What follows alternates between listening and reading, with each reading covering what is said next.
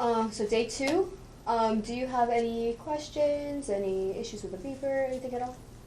I don't think so. I don't think so. Okay. And then when did you wear the beeper? I wore the beeper on a plane yesterday. I got a few beeps in, and when I got back to the apartment, so that was late at night, around 2. So yesterday, was this all continuous, or did you? I took a pause after like when we landed, and I think I actually only got one beep in on that flight. It was a short flight. Okay. Yeah, so I took it out when we landed, and then I did the rest at the apartment. Okay.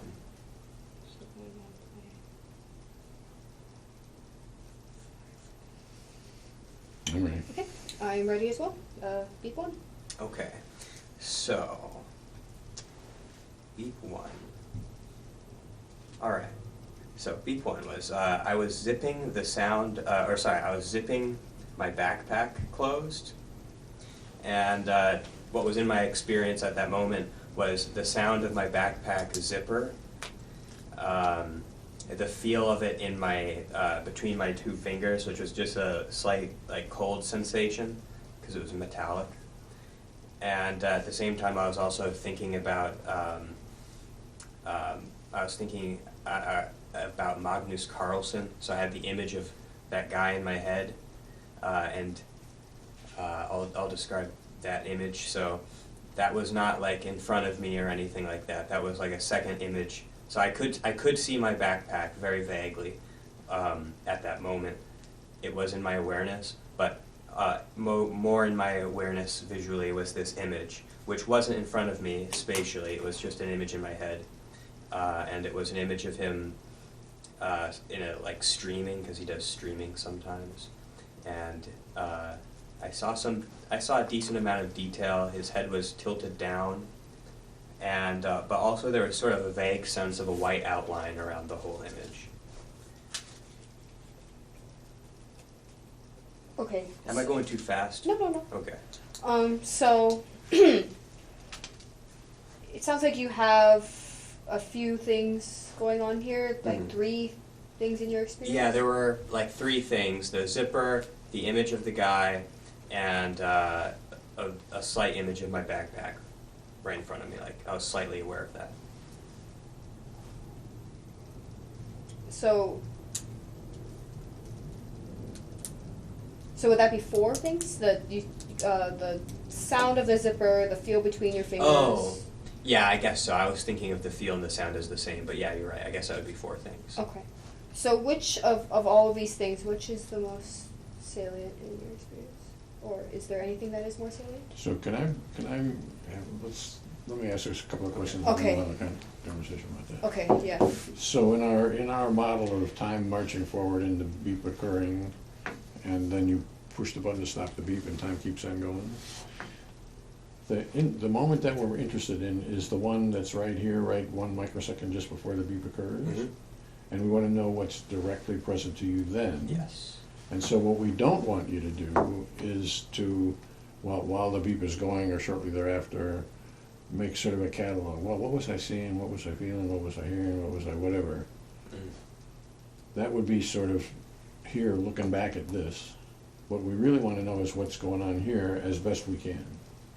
So my question after that lecture is, were all those things present to you ongoing here, or does it seem like there's some kind of, well, I gotta give a complete report? Okay. I think they were all in my experience at that moment. There were a number of things that weren't in my experience, for example, I could probably still feel, like my feet on the ground and stuff like that. Also, I was kind of hungry at the time, but I wasn't noticing that. Those things, I think, were in my experience at that moment. Okay. Does it seem like it was a lot to have in an experience? Is that why you ask? I didn't mean to be asking in a way that was accusing you of making a mistake or whatever. I didn't think you were accusing me. What I wanted to recognize, and I wanted Amber to recognize, is that when somebody lists something a lot like that, there's the possibility that they're cataloging. and we don't want them to catalog. Right. And we're early in sampling. Mm-hmm. And so we want to figure out whether they're cataloging, and if they are, then we can talk about that early on. What we don't want to do is to give them the impression that they should be cataloging, Mm-hmm. or allow them to continue to think they should be cataloging. Makes sense. If we're, Yeah, okay, that makes sense, yeah. I don't think I was cataloging there. I think that was what was in my experience. That's my best guess, at least. Okay. I'm not 100% sure. I could be wrong about those things, but. and then the other thing that I would say is that you doing the counting might be somewhat problematic. If Okay. it seems like 3 things to him, then it's 3 things. Got it. And one of those things was a sight and a sound together. If that's the way it is, it's in his experience. You don't want to rip those apart, so to speak, and make them have to be 2 different things. Okay. Okay. So, can I go back to salience? Okay. So which of these things? Okay, were- right.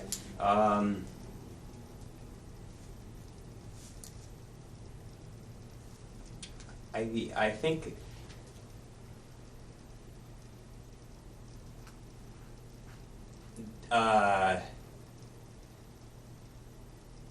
the sound of the zipper was the least salient thing, but everything else was about equal.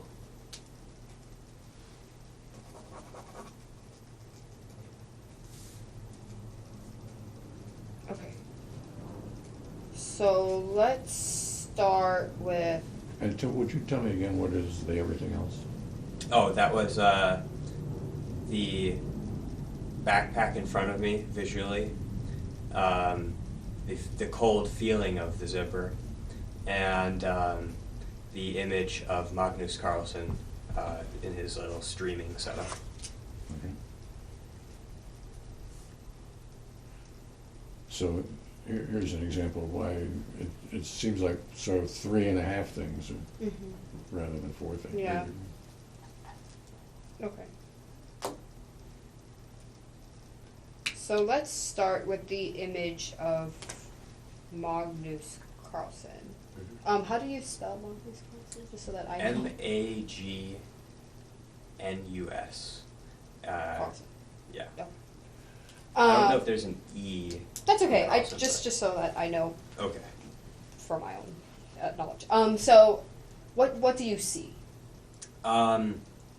So I see this guy. He's sitting down in front of a desk. I don't see the desk, but that's where he is, and his head is tilted down, kind of like this, because he's looking at what's on the desk.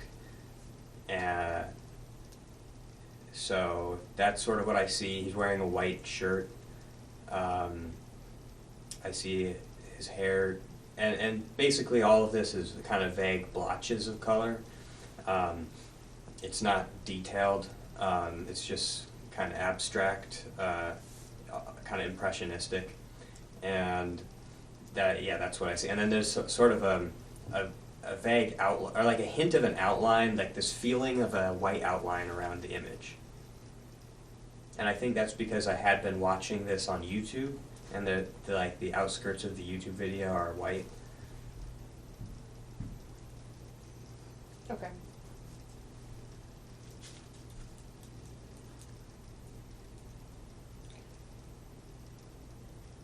And when you say blotches of color, what do you mean by that? Okay, so what I mean by that is if I actually think about the face of the guy, in my experience at that moment, it's not detailed at all. It's really just like kind of a blob, but it's a blob which feels like his face. And it probably feels like his face more than it actually looks like his face. Like, that's just a feeling I attach to it. But, yeah. And that's sort of, everything else is kind of like that too. Everything's sort of blotchy. It's not very detailed.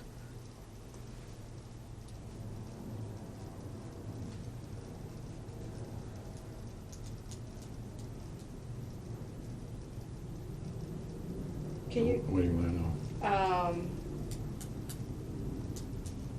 Can I just ask what I'm thinking? That's a perfect thing to ask. Okay, so am I seeing Magnus Carlsen, or am I seeing these blotchy, like, blotchiness that I understand to be Magnus Carlsen? What do you mean by that? So, in my experience, do I see these blotches that I understand to be Magnus Carlsen when I'm describing it to you, or I just understand this my vision to be Magnus Carlsen, or am I seeing Magnus Carlsen? So when I'm seeing the blotches, it is not in my awareness that they don't look like him, if that's what you mean. I feel like this looks like him. It's not in my awareness that this is sort of an abstract, blotchy thing. I'm not thinking about that.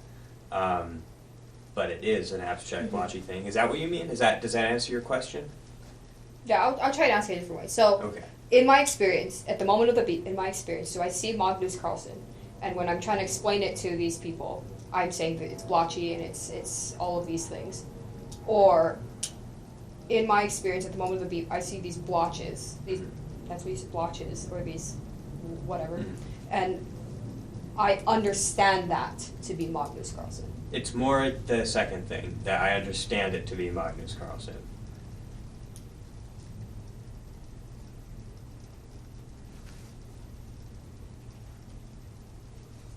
So I think that that you understood your first question differently from the way you understood your second question. Okay. So in your experience, is your experience of seeing Magnus Carlsen? And if there was a parallel universe with not any discussion or whatever like that, you would remember, well, at that moment I saw Magnus Carlsen. And As opposed to what exactly? I think it's that I saw Magnus Carlsen, but I'm not 100% sure what the other option is. the other option is I see some blotches. And rather than tell you I see a blotch of red here and yellow here, I'm going to say, well, you know, they sort of resemble Magnus Carlsen. I don't know how to answer that question. I'm sorry. I don't understand. I'm not sure I understand. Because I mean, they are. It was the blotches, and in my mind, I wasn't thinking about the fact that it was blotches. It felt like a detailed image, if that's what you mean. It felt like a detailed image, but it wasn't. So let me try a different tack here. If you're looking in this direction, you could say, well, I see a blue shirt with some green stripes to it, and I see a hairy wrist, and I see some gold glasses, and all that would be true. Mm-hmm. Or you could say, well, I see Hurlburt. Right. Okay. And the question is, in your experience, is at some particular time, is your experience of seeing Hurlburt or of seeing all these things together, which, of course, are the Hurlburt visualization. So you mean like being individually aware of each of those things, as opposed to just being aware of the whole?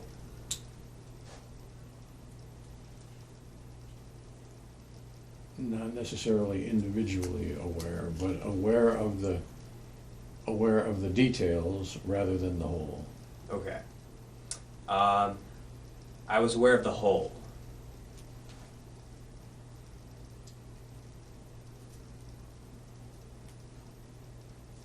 That said, I feel like I was aware of the detail. I feel like I had to have been aware of the details because I was imagining it. And I don't see how something... Oh, no worries. I don't see how maybe I'm wrong, but I don't see how something I was imagining could not have been in my experience. So let's accept the possibility that you are wrong, Okay. which I think you are, actually. Okay. But, so I think Okay. I think the world's a complicated place. Okay. And I think that your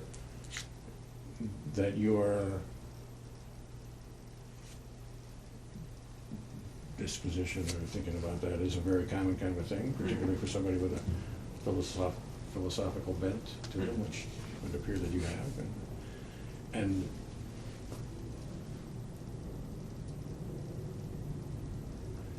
And so part of what we're trying to do here is to discover whether that's true. Okay. So I was a little strong when I said I doubt that it's true. What I really want to do is to say I want us to be skeptical about that. Okay. I want us to say, well, maybe it's that way, or maybe it's not. So let me give you another example. So I just said, let me give you another example. And we could ask, well, did you understand Hurlburt to be saying he was going to give you another example? Or did you hear Hurlburt say the word let, followed by the word me, followed by the word give, followed by the word another, followed by the word example? And I'm guessing that you understood that as Hurlburt saying he was going to give you another example. That was the heart of your understanding. There are people who get one word at a time. Maybe that's you. Those are fairly rare, which is why I said I doubt. Okay. But most people get the meaning. You know, they hear the sort of the meaning coming with the words rather than a word and then another word and then another word and then another word and then another word and then a layer on the meaning. Okay. And this is exactly the same phenomenon that you were asking about. Yeah, before, it's kind of funny. Before, because you actually don't know what any word that I utter means until I get to the end of the sentence. Because there are ambiguities in the words, and you have to figure out which homophonic ambiguity I'm going. Right. And most people feel like they got that at the beginning of the sentence, but they couldn't possibly have had it until the end of the sentence. Yeah, it's very rare that I'm wondering what a word means, which means that, yeah. Okay. Okay. I mean, I'm beginning to understand the question a little better now.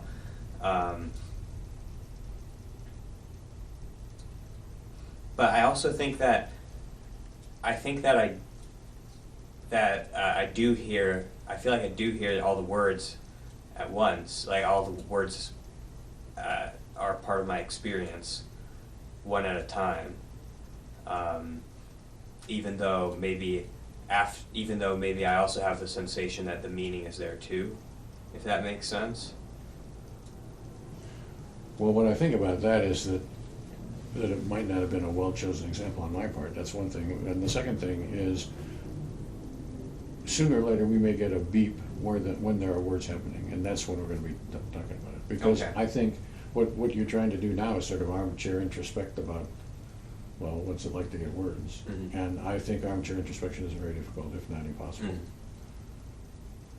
Mm-hmm. If we get a beep, then we'll probably recall this Okay. conversation, and we'll want to know whether it was one word at a time or whether it was I was hearing the guy say the whole sentence. Okay, got it. There was one where I was thinking of words, which will be upcoming. Okay. When we get there, we'll see what that said. But when it comes to the blotches, I don't think at the moment I can explain it better than I have. But I'll consider this next time I'm imagining something at the moment of the beep, and hopefully I'll be able to grasp a little better what was in my direct experience in relation to this question.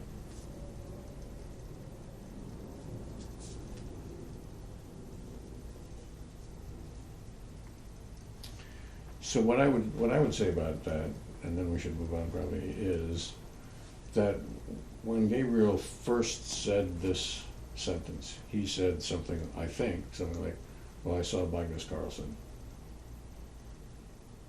and I saw him with his head down and whatever.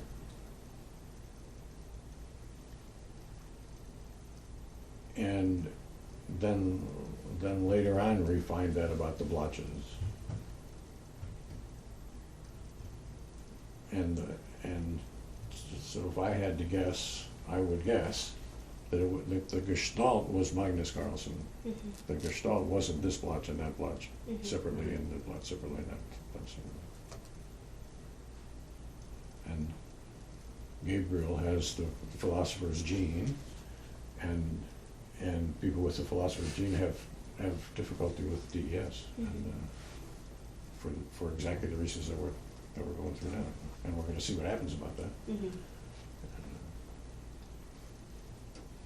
And I don't mean that in a critical way at all. It's just in an observational way. No, I understand. It makes it fun, I think, Name of the game. for me at least.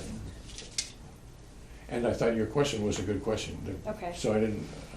I didn't know how to word it, honestly. I thought your very first question about that was a perfectly adequate question, and Okay. his answer to that question was, "I don't know what you mean," was a good answer. Yeah. And it's a difficult thing for some people, more difficult for some people than for Yeah. others. Yeah. Okay. So, next thing? Yeah. Okay. So the next, let's move to the next thing going on. How about, okay, so you mentioned the feeling of the zipper. Could you explain to me Okay. what's going on there? That was just a feeling of cold between my fingers. I don't know if I can break it down more than that. But Where- just right here between my fingers. Between, These two fingers, my thumb and my pointer finger. and is there any place on your finger that you feel it specifically? No, I wouldn't say so. Because if that was the case, then I'd probably feel it on both of my fingers, but it was just one sensation. I didn't feel as though it was on my finger. It felt like it was the thing there. Kind of like, I don't feel like the image of that marker is on my eye. Oh, okay. Yeah. So do you feel it I feel it between my fingertips, I feel it through my whole finger, I feel it through my So I hand? think he was trying to tell you that that's not the right question to ask. Okay. I think he was trying to tell you that he feels the cold zipper. He Okay. doesn't feel his Yeah. this Right. finger cold and that finger cold. Okay. I think. Is that what you're Yes, that was what I was saying. Yeah, okay. And then, And so your question was going to be Yeah. that was very likely to lead him in the wrong direction. okay. And then, But going back to the previous conversation we had, obviously you felt it on this finger and you felt it on your thumb, mhm. and you integrated that together in however your neurons Right. do that, and it comes That's out true. in your Right. experience to be of a cold zipper, Yes. not of something on this finger, not of something on that finger. Yes. And you got no problem talking about that. The thing that confused me about the imagination example though is like what does it mean to imagine something if it's not in your direct experience? Like, is that So I even? don't understand that question. I think I understand it with like the fingers because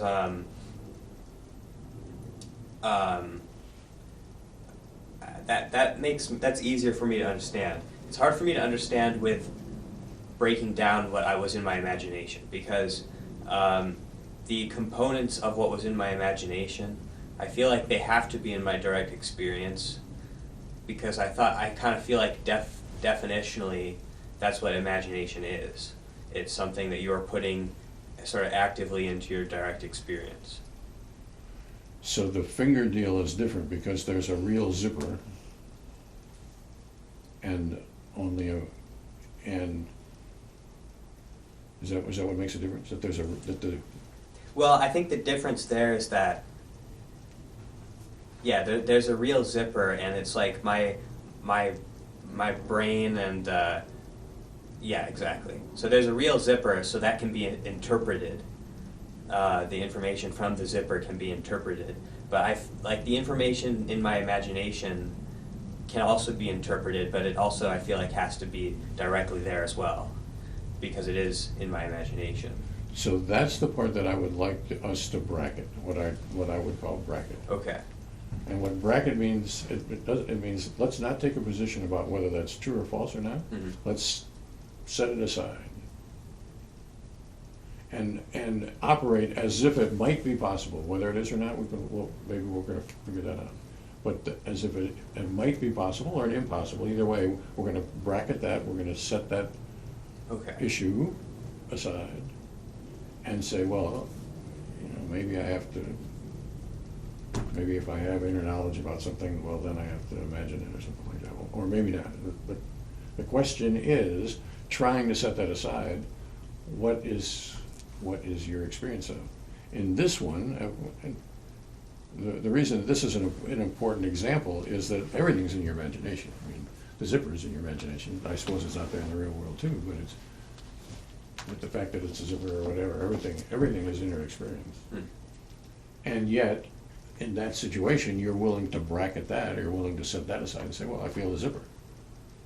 Okay. I mean, that is true. I don't think the two sides of my fingers were being cold was in my imagination, though.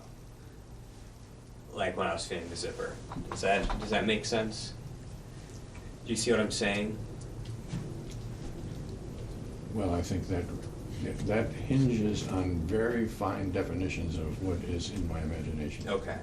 Certainly there's neuron transmission that's beginning here and going this way. And it goes through the LGN or wherever the hell it goes, up there. And that's inner in some way. And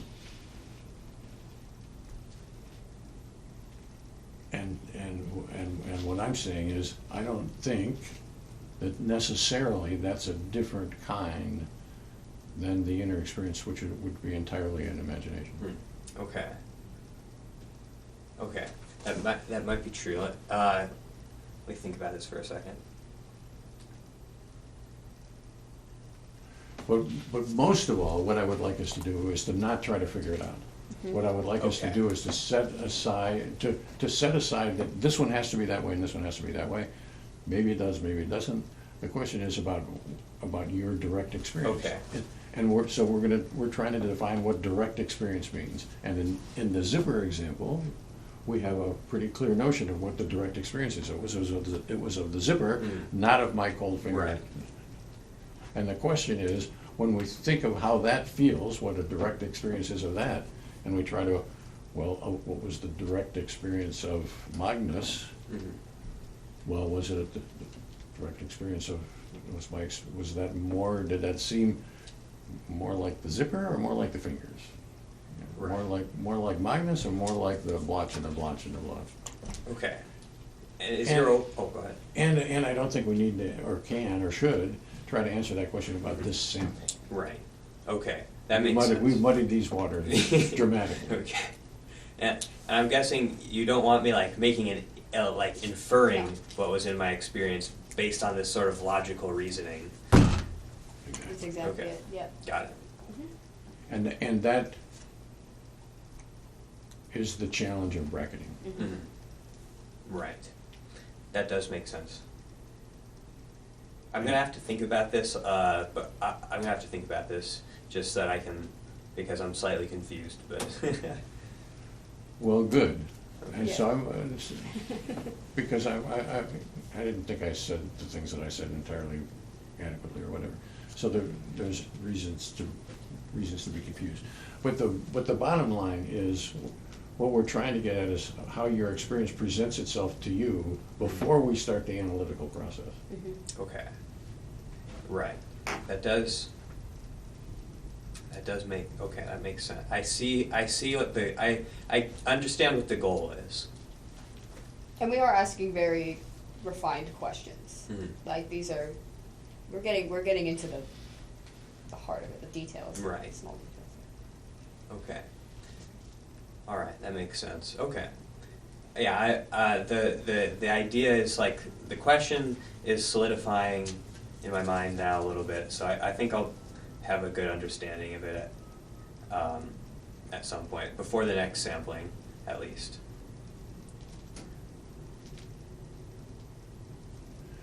So I guess I want to say a couple more things. One is, my goal is not to try to talk you into one way of looking at it. Our goal, I think, is to try to, if we could get inside you and do it your way, that we would do that. But we can't, so we gotta go through this language stuff. Right.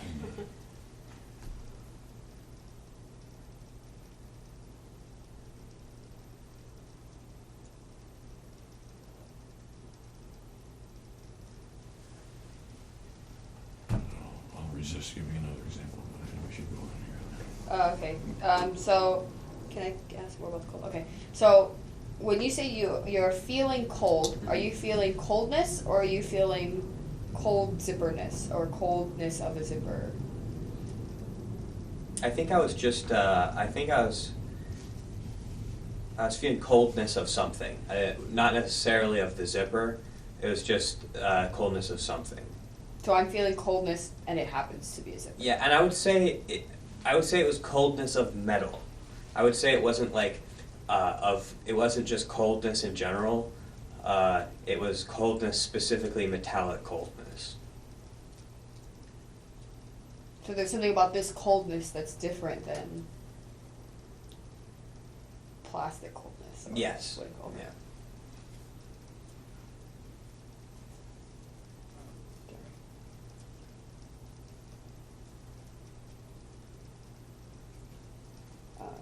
Do you have any more questions about that? I think we gotta go into number 2. Oh, just move on? Yeah, Okay. We've probably made this as problematic as we possibly can. Okay, okay, number 2. Okay, number 2. This was from a chess game. So I had just moved my king to e2. I was actually not a chess game. It was just rearranging the pieces on a board. But I had just moved the king to e2, and because I was trying to like move them on a computer board to back to the starting position. But I realized after doing that having moved the king to e2, I removed its castling rights. So what was in my direct experience was, at that moment, a frustration that I had removed the castling rights of the king, and also at that moment was the crinkle of a bottle near me that somebody was drinking. So there's 2 things in your Two experience things. here? Mhm. And equally, or one more than the other? The frustration was more so than the crinkle of the bottle. 60-40 more so, 90-10 more so? It was probably 60-40 more so. It was closer to 90-10. And so is this more about the feeling of frustration, or more about the cause of the frustration? It was Or both? It was a feeling of frustration. That was mostly what it was. And how does that frustration, how do you apprehend it? I don't know. When I went to write this down, I was thinking about how that feeling of frustration manifested, and I couldn't figure it out. Maybe it's not. Maybe that indicates that it was just the belief that I was frustrated, but I don't know how it was manifested. So let me ask some questions about that and see whether we can make some progress. Maybe we can, maybe we can't. So, how are you confident that you were feeling frustrated? Yes, very mild, fleeting frustration. Okay. And so the question is not about doubt whether I was feeling frustrated, but how it manifested itself to me. Mhm. And is does the frustration seem to be bodily? Somewhat, do I feel this in my body somewhere, or mentally, or doesn't that question make sense? I don't think it was bodily. So I think it was mentally. And by mentally, do we mean somehow I feel frustrated that I can't put it into word, I can't describe it other than that, and so it must have been mental? Yes, that's how I would say it. Okay. And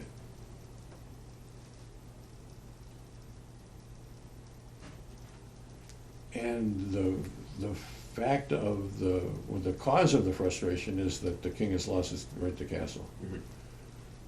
And is that present to you right at the moment of the beep, or is that out here before the beep? I think it's before the beep. So I realize that the king has lost its right, I feel frustration, beep. Yes. So in this aspect of my experience, it's pretty purely frustration, Mm-hmm. as opposed to frustration and cognitive analysis of the just. Yeah, it's pretty purely I don't even think visually I was thinking about the board. I don't think I was looking at it, or I was looking at it. I don't think the visual of the board was in my experience really at that moment. So my eyeballs are aimed at the board, Mm-hmm. which is on my computer, really. Mm-hmm. And computer or phone? It was my phone. So my eyeballs are aimed at my phone, but I'm not really seeing it. I'm feeling frustrated. Mm-hmm. And is there anything more to say about frustration at this particular moment, or is that as good as we're going to do on this one? That is as good as I can do with frustration. Okay. You got any questions that you want to try to help us out with that?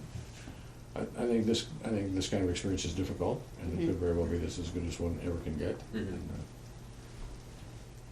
And then at the same time, I hear the crinkle of something, but I can't remember what it was. It was a water bottle. And is there more to say about that experience? Well, in my experience, it was the crinkle of a water bottle. It wasn't just a crinkle. It was very distinctively the crinkle of a water bottle.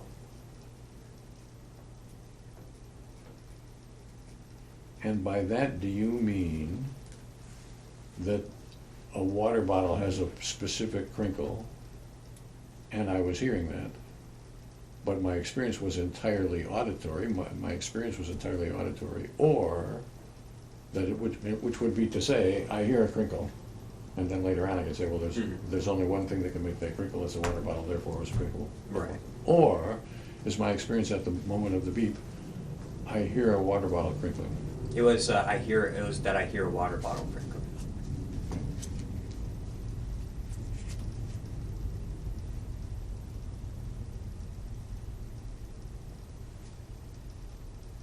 And is that something that's happening in real life? I'm holding a water bottle, or somebody else is holding It a was water bottle? somebody next to me, yeah. Somebody in real life, opened a water bottle and squeezed it a little bit or something.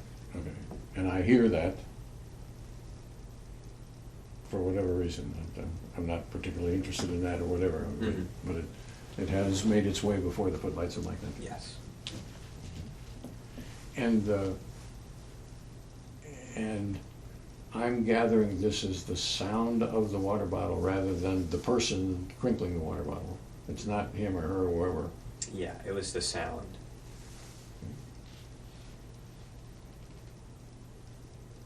And also, there was the experience of it was the experience of it being to my left, as well. I forgot to mention that.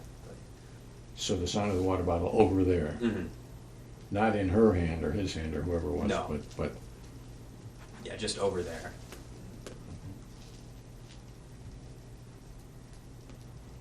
no, I think I'm good about that. Yeah, I'm good too. That was my question.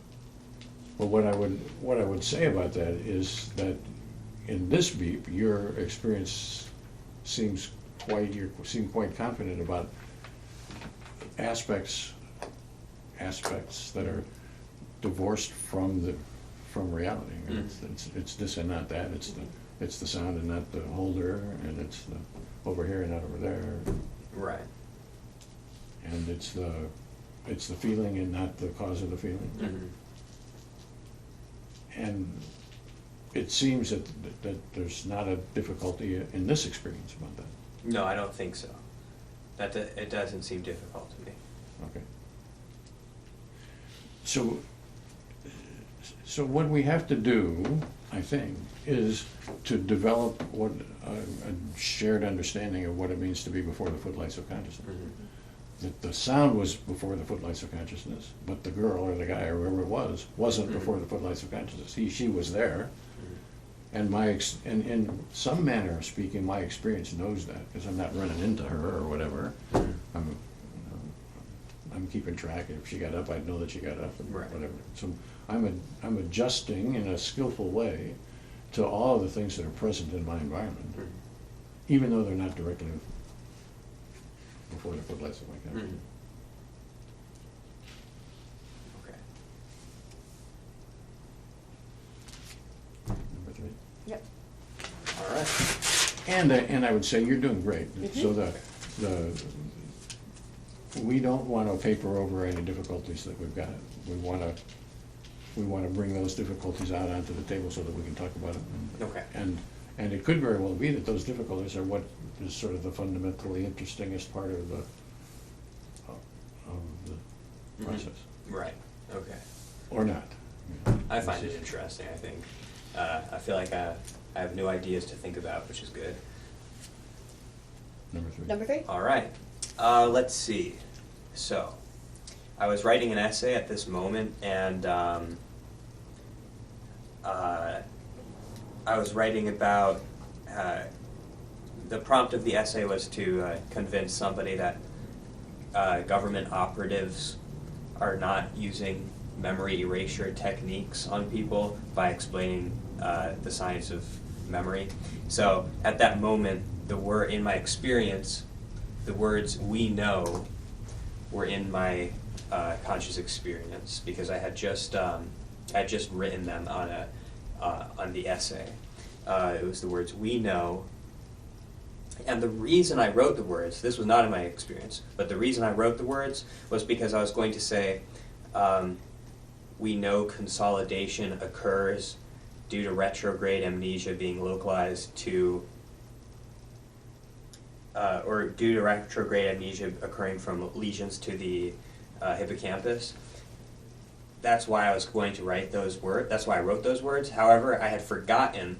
I had sort of lost my train of thought, and at that moment, in my experience, was the intention to write, and we know this is possible, instead of the sentence that I just described.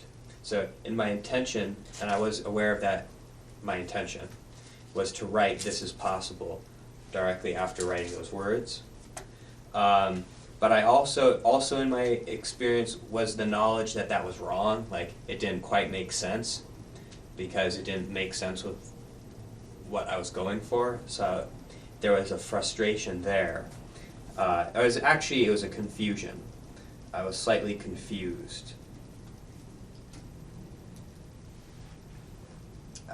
I could tell that I was temporarily kind of forgetting what my original train of thought was, and that's why I had that intention. And I was slightly confused and frustrated. Okay. Okay. That was a kind of confusing one to describe, so I know you might need clarification. Okay. So could you tell me again what was directly present in your experience? Okay, it was the words "we know," the intention to write "this is possible," the knowledge that that was wrong, and a confusion and frustration. And that's all happening at our moment Yes. right before the Yes. So of all those things, is there anything that's more salient? "We know" was the most salient. Okay. Like, that's the most and everything else is the same, or there's That's other the things? most salient, and everything else is the same. Everything else is slightly less salient, but about equal to each other. Okay. So let's start with "we know." How is that? So that is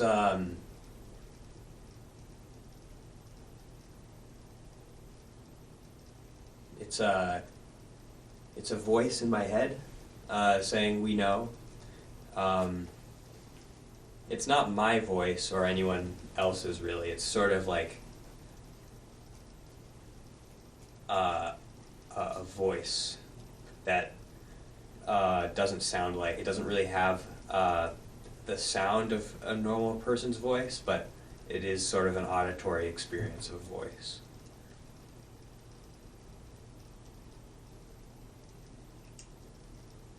So am I hearing this voice, whatever voice it may be, or am I,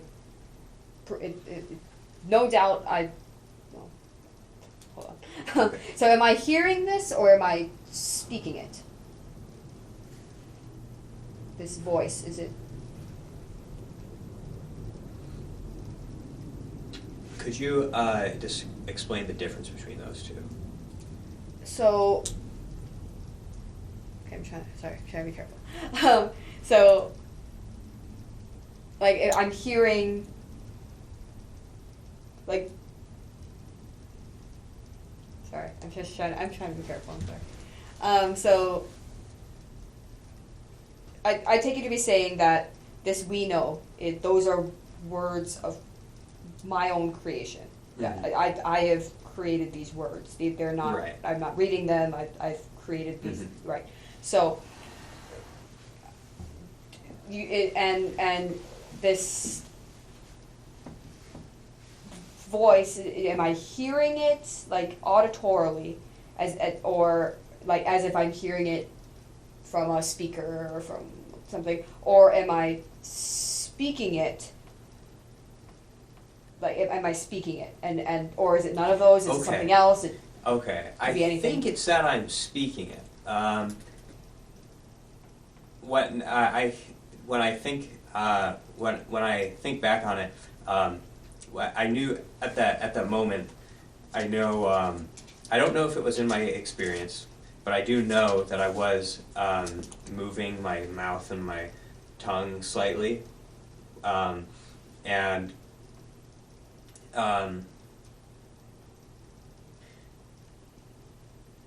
the voice is like my brain's interpretation of the air moving through my nose and my like internal throat cavity, my throat, and like how it's changing based on the slight ways I'm moving my tongue, or at least how I would imagine it would change.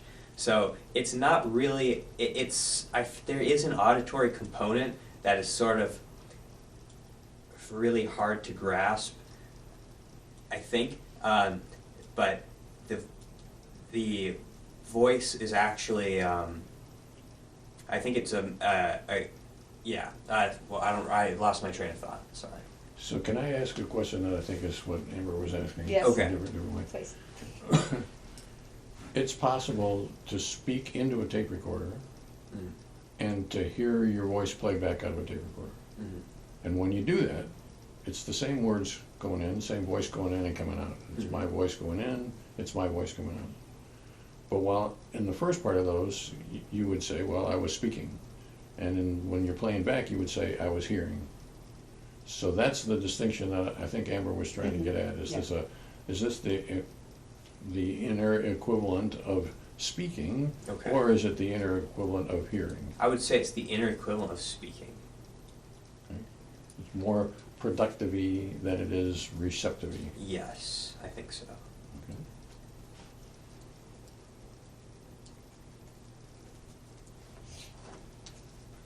But not in your voice. No, it's it's almost more like it's not really in my voice or the voice of anyone. It's not really even like a human sounding voice. It's kind of an airy, almost non-existent voice. But a voice nonetheless? Yes. So you can't even say whether it's a masculine kind of voice or a feminine kind of voice? No, I can't say Or a that. computer kind of voice? No. and yet it seems to be a voice. Yes. The best I can do is describe it as a whisper, but that doesn't really explain it.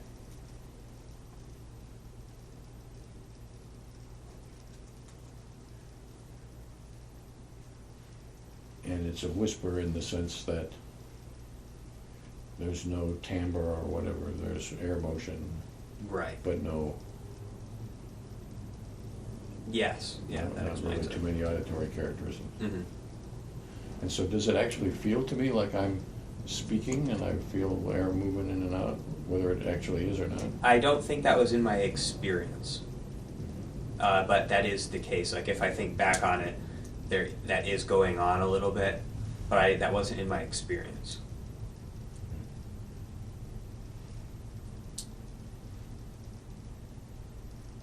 I'm good about that part. Yeah, I'm good about that. Okay.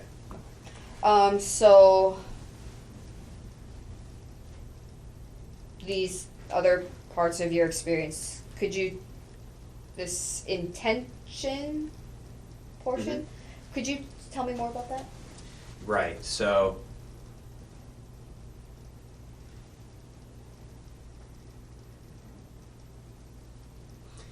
I had the intention to write the words "This is possible" right after "we know," so it would have been "We know this is possible," and I wasn't thinking about the words; they weren't in a voice themselves. The words weren't like in my direct experience in a verbal way at all. It was just the intention to write them.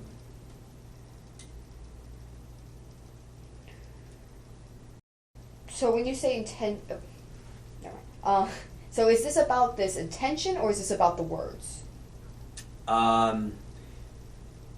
It's more so about the intention to write those words. And how does that present itself to you? It's just like a plan, basically.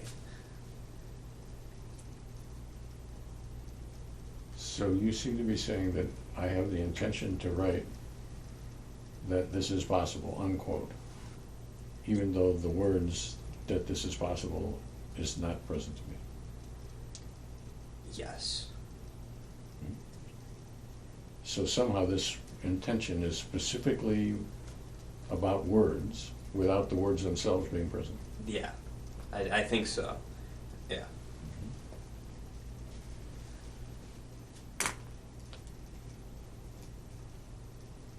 So I think that's quite possible. I think Yeah. Okay. it's actually a common thing Mm. for people to be thinking about something which is specifically tied to particular words, even though the words are not present. Okay. It's an odd thing. And it's part of the bracketing process. That you don't have to worry about whether that's possible. The question is what's your experience. Right. Okay.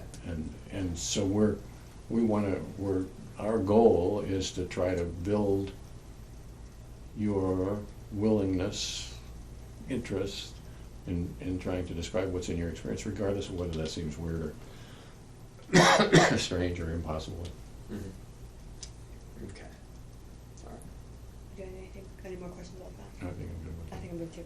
And then you said, so now we have this wrong, confusion, so could you Right. tell me more about those?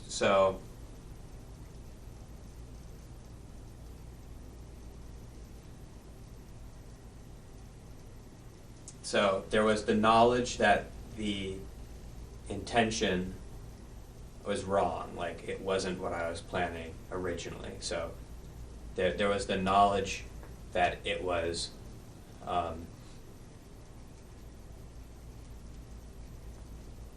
pointless to write it. That's what I would say. There was the knowledge that the intention was pointless because it wasn't going to help me finish writing what I was writing. So that was basically like just a fact that was in my awareness, and from the fact are due to the fact caused a sense of confusion, and I would say actually there wasn't really a sense of frustration. I will take out the frustration thing. It was just a sense of confusion. And the reason I was confused is because I was like, wait, what was I gonna write?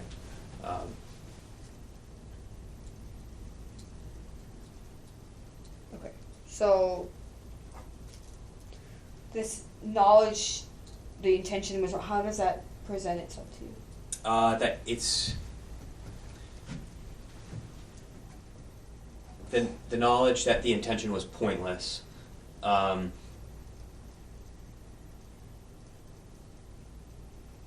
It just presents itself as like a conclusion.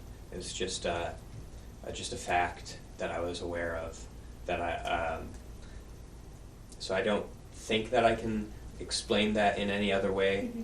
I don't think there's like a physical manifestation of it or anything like that. Just a fact.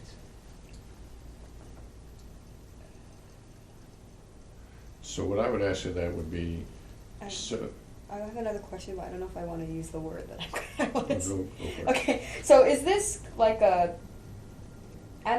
cognitive, analytical kind of like a thing, like I'm somehow thinking that this is wrong based off of, well, maybe not all that, but like there's some kind of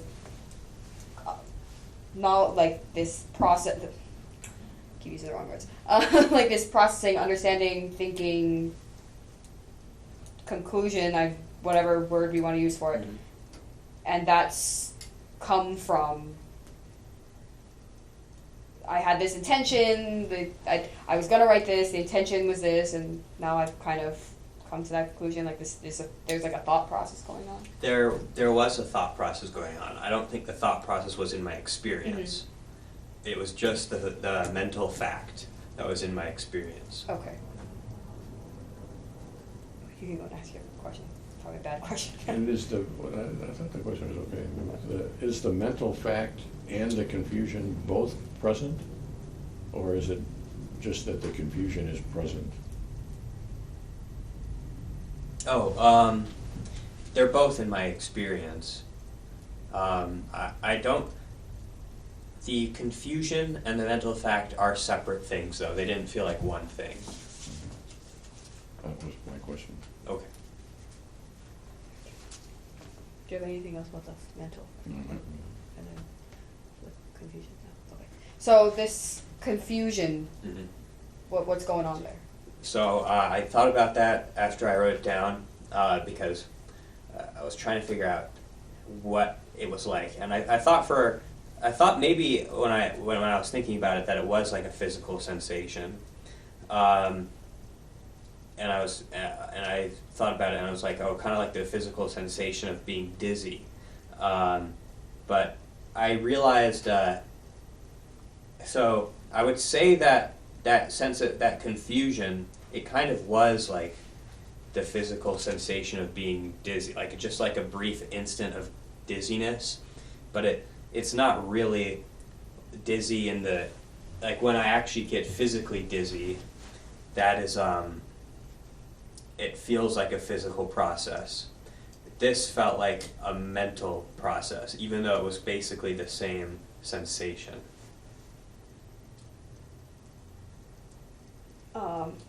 And is this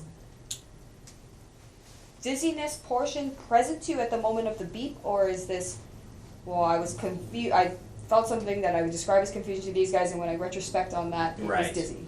Like, or when I retrospect to even write it down, not even that far. Maybe. Sure.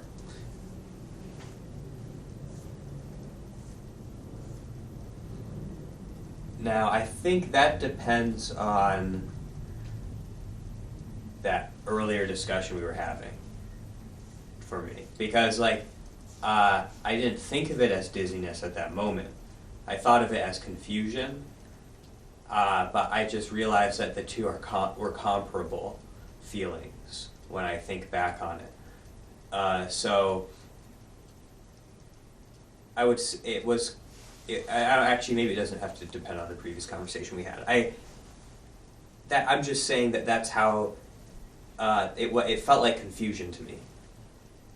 But maybe it just so happens that confusion and dizziness are similar feelings.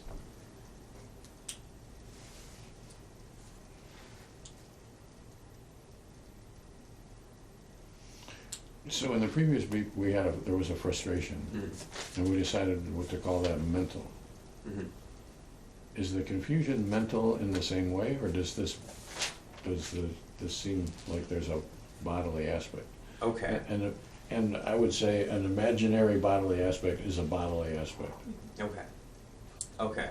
That's okay, let me think about that.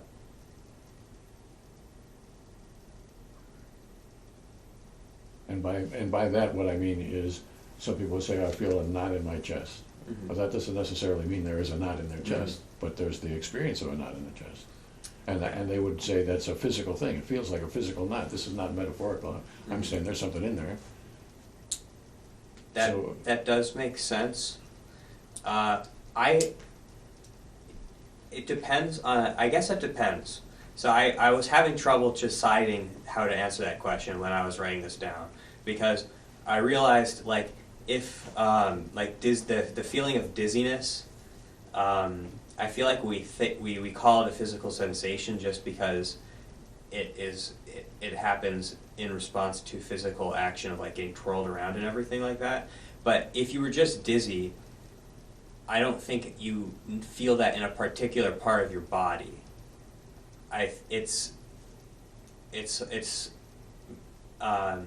Maybe dizziness is sort of a confusion, because it's like a confusion of, oh, I think I'm moving, but I'm not.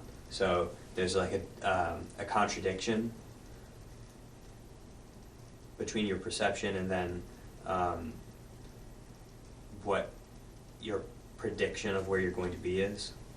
So what I would say about that is, I would say that most people would say, I feel dizzy, rather than my perception can't figure out whether I'm moving or I'm not. Right. The experiences of feeling dizzy Right. might very well come from my neurons, in some manner of speaking, not being able to decide whether I'm moving or not. But that's not the experience. Right. I agree. And my point is just that the feeling of dizziness is not localized anywhere in the body for me. So the good news about DES is that we don't have to answer these questions in general. We only have to answer them about this particular beep. Mm-hmm. And later on, we might be able to, if we get a bunch of beeps where he's dizzy, then we'll figure out what dizziness Right. is in general. Right. But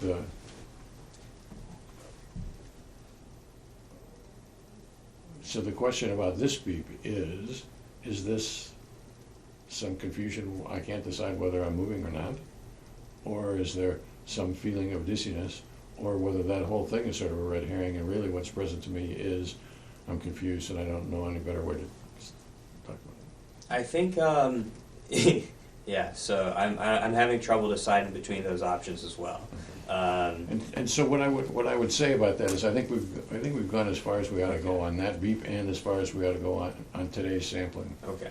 And the reason for that is that we're past an hour, and everybody gets tired, including me and probably you, because we've been grilling you pretty good. But even more important than the hour. Well, the hour's pretty important actually, but I think we have been working at this distinction between what is present and what is theoretical and whatever, and that's going to sink in over and the next time we sample, then things are going to be different. Yes. Whether they're going to be better or different or worse or stronger or weaker or whatever, Okay. I don't know. We'll find out about that. And so what I would say about that is, I would recommend that you just sort of let this conversation happen don't try to figure it out specific for this task. Mm-hmm. Do whatever it is that you want to do with it on your own. That's your business. You can do whatever you want. But I think this task, the beeper task, is going to unfold the way it is going to unfold. Mm-hmm. And And you can't, there's nothing you can do about that. You can't speed it up, you can't, you're obviously working at it, we're obviously working at it. What, sooner or later, we're gonna evolve in some way, and it'll be interesting to see what that way is. And I would say you're doing a great job at it, so if it sounded somewhere along the line that I was being critical of you or whatever, that's not true. I want to understand what you're saying. I've been around enough philosophers to recognize different ways of getting themselves confused, getting us confused and whatever. And